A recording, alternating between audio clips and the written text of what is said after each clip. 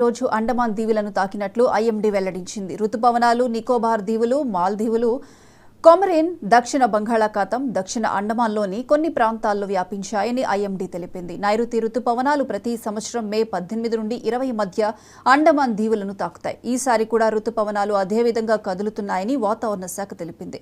నైరుతి ఈ నెల 31న కేరళ తీరాన్ని, జూన్ మొదటి వారంలో రాయలసీమను తాకవచ్చని ఐఎండీ అంచనా వేసింది.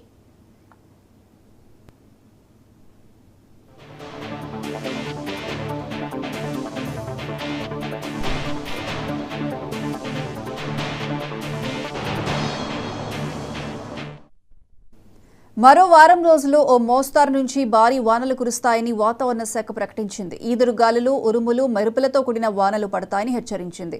ఉమ్మడి ఖమ్మం, నల్గొండ, వరంగల్, కరీంనగర్, రంగారెడ్డి, హైదరాబాద్, మహబూబ్ నగర్, ఆదిలాబాద్ జిల్లాలలో వర్షాలు కురుస్తాయని వాతావరణ శాఖ తెలిపింది.